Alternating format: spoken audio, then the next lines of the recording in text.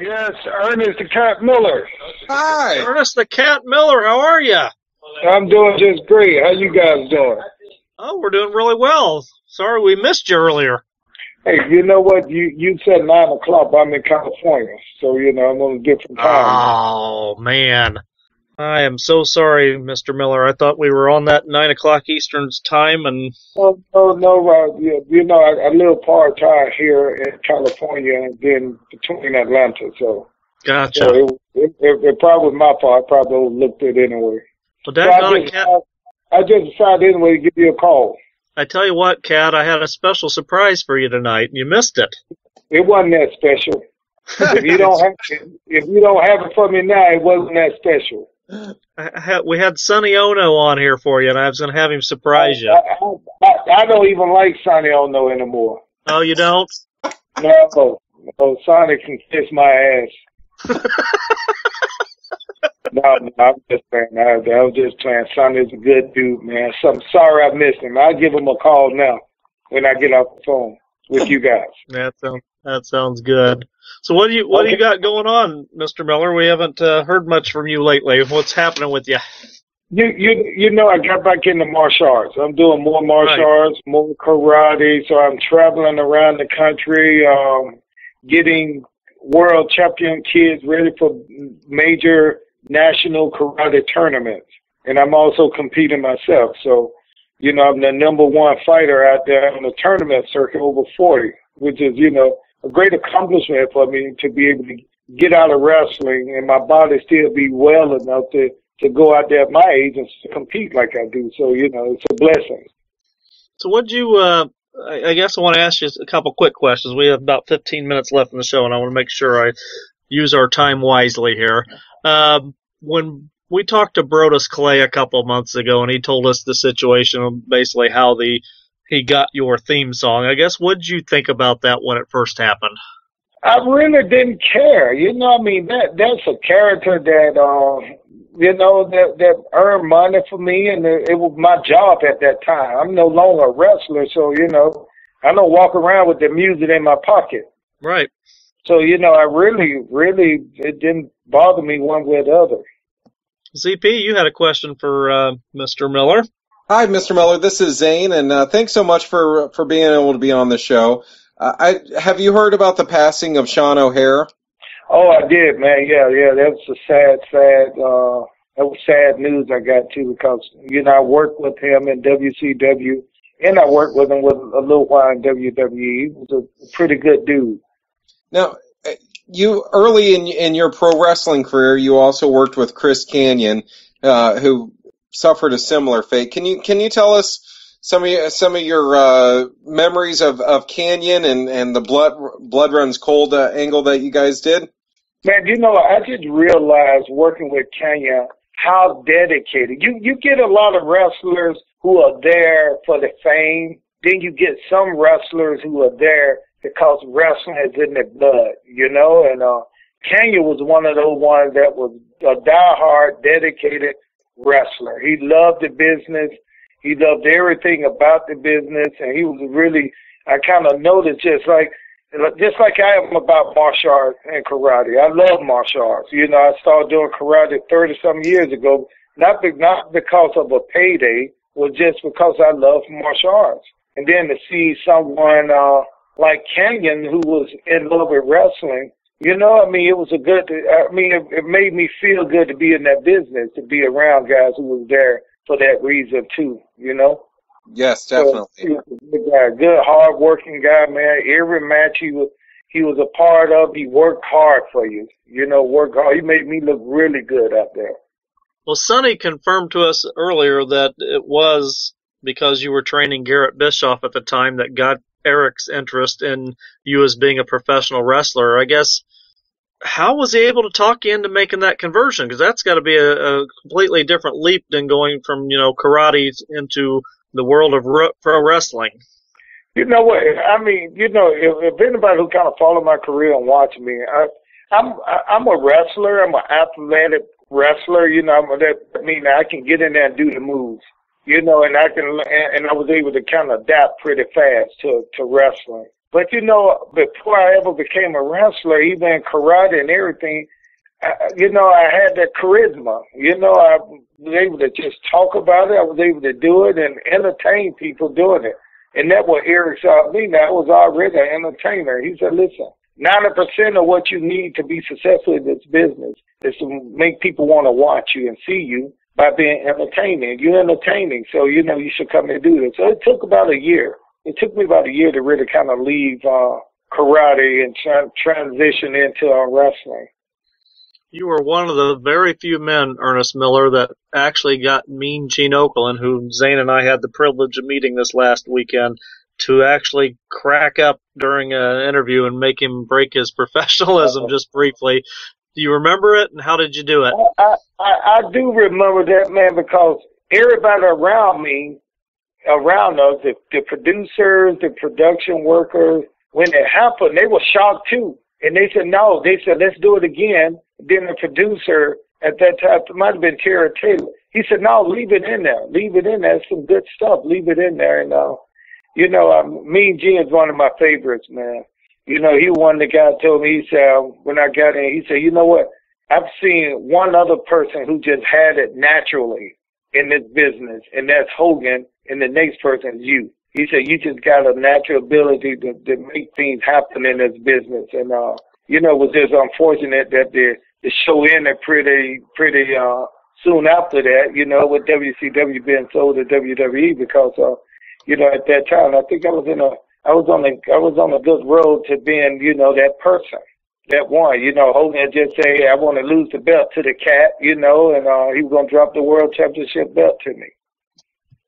Well, tell us more about that, because I'm not really familiar with that story. What was going to happen with the belt and you taking it? Well, Hogan suggested to the booking committee that he wanted to drop the belt to me. And I was a heel then, so, you know, and he was trying to be, I think he was a baby, he was a face then, I think. You know, you could never tell with Hogan because he was able to do whatever he wanted to do. So I didn't know what he was doing at that time. But the booking committee came back and they told me, they said, you know, Hogan wanted to drop the belt to you and maybe let you keep it for a couple of weeks and he'd chase you to get it, you know, and, you know, just chase you to get it. You know, he think it'll be fun. It'll make a lot of money. So, you know, I was happy with it, but then when the booking committee came to me, they said they changed their mind about it because they wanted me to wait to get it because Hogan wanted to drop it like on a Monday to me, then win it back on a Thursday. That's the excuse they gave me. You know, so he said, then they said, but when you get it, we want you to keep it a little longer. So Sonny, I don't know the story because he was with me at that time. That's interesting. I had not heard that one before. Oh, yeah, he wanted to drop the belt to me when he was the champion. I tell you what, Ernest, we all know that Dean Malenko is the man of 1,000 holds, but you are the man of 1,000 catchphrases. You even got the rock whooped on that. So what's your favorite of all your catchphrases you've had? Come on, man, what do you think? Somebody call my mama. Somebody call my mama. I have spoken, and I'm about to whoop somebody. Yeah, I'm about to whoop somebody. That's right. but now I think what's that guy, Adrian Peterson, got that right now. Yes. Oh, man. How's the greatest? Can you drop those on us? Can y'all drop that? I should have never said that. I'm sorry about that. Oh, goodness. Zane, you wanted to ask about the wrestler. Go ahead, buddy. Yeah, I was just wondering, you know, which do you get more recognized for your actual pro wrestling career or as portraying the Ayatollah in the Academy Award nominated movie The Wrestler? You know, you guys are going to be surprised. Maybe you may want, but my life is such a diverse life, man. You know, right now in the karate world, everybody know me. Everybody know me as this real top-notch karate competitor and teacher. So it's kind of funny when they see me, you know, it's like all family. It's like, you know, I see these people at least once, maybe once every month, and, you know, and they recognize me in that. And then when I go to wrestling, it's a different brand. It's a different brand of fan of people now recognizing me. So You know, it's like they crazy about me in WCW and stuff like that, you know, but the movie I do not really get recognized from a lot because I put on a lot of weight too was The Wrestler. Unless I go to LA because, you know, LA is a working town. So when you're in LA, you was in an Oscar nominated movie, everybody know you. It's like they do their homework. But I also did a movie called Blood and Bone. It was a low budget karate movie with Michael Jai White and Kimbo Slice. It had a bunch of fight scenes in there. Man, everybody loved that movie. In the movie, I played a character named Mama Dearest. And everybody loved that movie, man. I've seen guys, and the first thing they say, hey, man, you're in my favorite movie. And I'm thinking they're talking about The Wrestler. But then the guy said, I'm talking about Blood and Bones. And that's a movie. They said, I've seen that movie 7 times. I watch it over and over again. So, you know, it's kind of fun. I mean, I do get recognized from The Wrestler, but I get recognized from this other movie called Blood and Bone more than anything. Now you'd mentioned being able to meet up with some of your fans. You are going to be at Pro Wrestling Syndicate's All Fired Up this coming Saturday in Rahway, New Jersey. Can you tell your fans that want to meet you how they can have the opportunity to do that? You know what? Friday I'm going to be in New York. This is so fun. I fly in on Friday. I fight in what they call a super fight. And I think in Brooklyn on Friday. And it's called a super fight. I fight there on Friday. Saturday morning I fly down and I sign an autograph in New Jersey. And I sign an autograph for 3 hours there. Then I drive back up to New York. Then I compete Saturday evening in another karate tournament in New York. So I'm going to be busy this week, but I will be at the Legend Fest signing autographs on Saturday. And Sonny says he's going to be with you. Is that true? Man, don't remind me, man. I'm trying to lose that kid. I'm trying to lose that kid. He kind of grow on you, though, you know, like a bump on your ass. You don't know until you sit on it. Ernest, unfortunately, we are running out of time for tonight. I would love to have you back on the show again so we can actually talk to you for 45 all right, bro. You got my Facebook information, Twitter, all that's on there. And, you know, just contact me, let me know. And next time we'll get in tune with the time, okay? We will, but until we let you go, we have our final segment of the night, and it's in honor of you. As one, nice. Would you like to join us in our final segment of the night? That's a great man. Yeah, go ahead. What is it? It is our what we call the F5, where we pick a particular topic and we give our top 5 of a particular topic. And tonight, in honor of Ernest the Cat Miller, we have decided to make the top 5 cats in professional wrestling history. Oh, let's go. So, Ernest, would you like to go first? Who are your top 5 cats? And if you can put them in order for me, that would be awesome.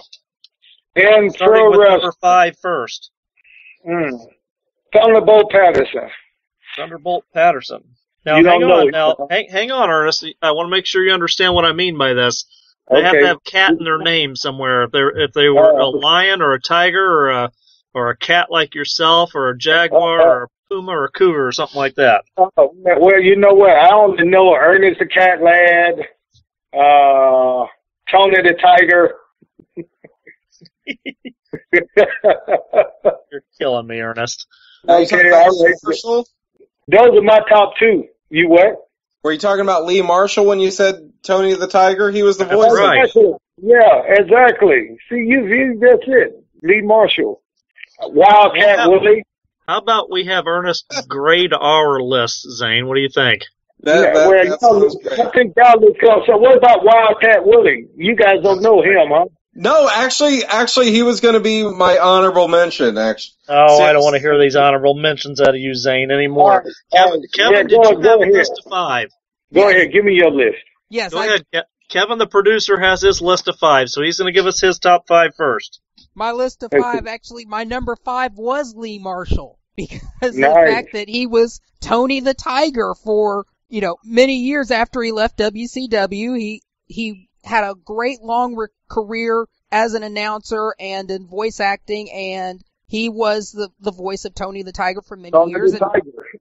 And not many fans actually knew that. That's correct. Number 4 on my list is the Blue Panther, well-known wrestler from Mexico, performed for years in CMLL, performed in AAA as well, had a very long career. He's got 2 sons in the business now as well. My number 3, Tiger Jeet Singh, great international wrestler, well-known throughout Canada and India, and one of the great well-known international wrestlers. Not a lot of exposure in the United States, but he is definitely a well-known. In fact, he has a son in the business as well, Tiger Ali Singh. So they're keeping that tradition together there as well. My number 2 was Tiger Mask, very legendary character from Japan, played by several different individuals, and I believe that is a legacy that is still going on today. And let's see, I did 5, 4, 3, 2. Okay, and my number 1 would be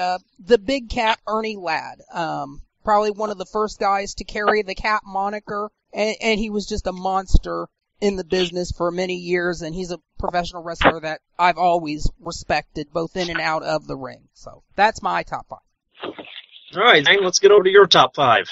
All right, I've got my 2 honorable mentions. I've got Wildcat Williams, the mascot of WCW, and I've got a WWF guy named Battle Cat.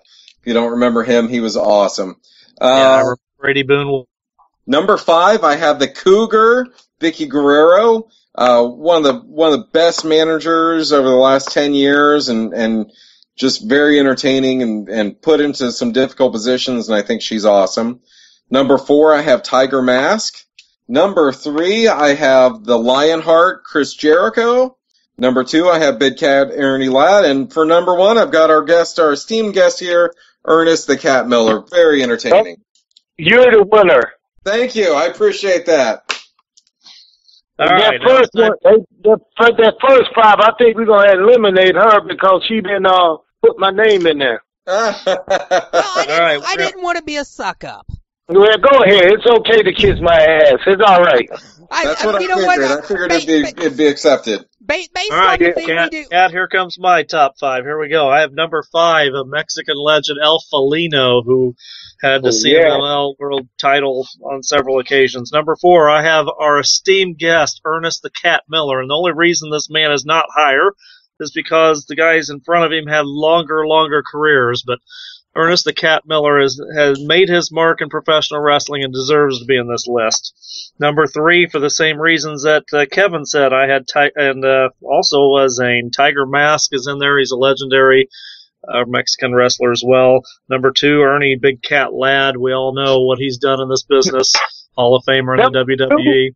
Did you say number 2? Ernie Big Cat Ladd. Oh, my goodness. And number 1, the Russian Lion, George Hackenschmidt.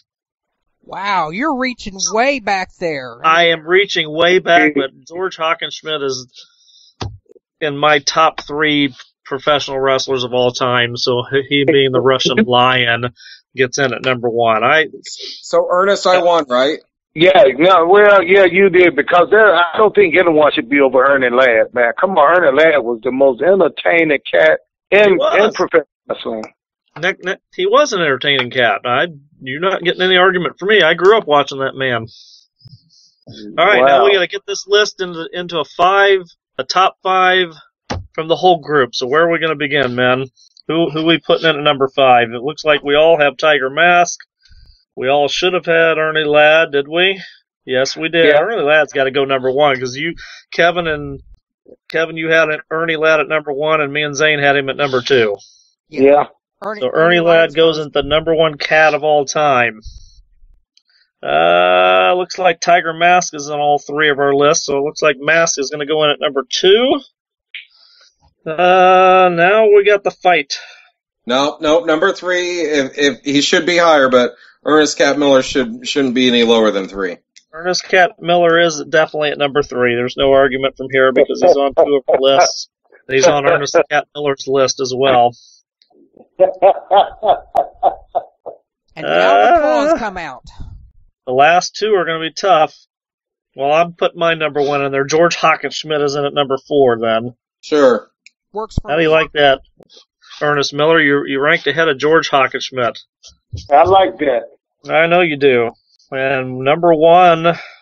Number 5. Yeah, boy, this is tough. This is tough. How about the big cat Curtis Hughes at number 5? Sounds good. No. No? Wait a minute. No, I agree with the cat. No way. Hey, wait a minute. He No. wasn't even on anybody's list. I know. I was just messing. Where did he come from? I think we put Jericho in at number 5. Lionheart, Chris Yeah. Jericho. Yeah.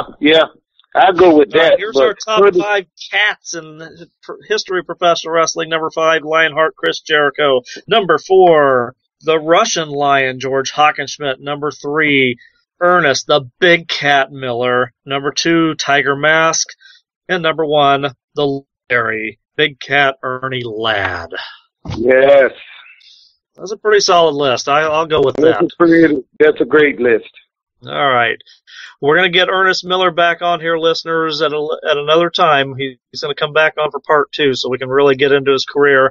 And I apologize that we got mixed up on the time a little bit, Ernest. Okay, well, hey, it was fun being with you guys a few minutes that I've been here. And I really appreciate you guys having me. Oh, no problem at all. But we'll get you again on soon so we can good grief. If I can get Diamond Dallas Page on here twice, certainly I can get you on here twice, right? Yeah, we can work on something. We can work out something. All right, man. Good luck in your karate tournaments this weekend. All right, thank you, brother. What'd you say, Zane? I said good luck in the karate tournaments this weekend. Oh, absolutely. Hey, thank you, Zane. I really appreciate that. Thank you, guys. All right, Kat. We'll talk to you soon, buddy. Thank you. All right, brother. Ernest the Cat Miller.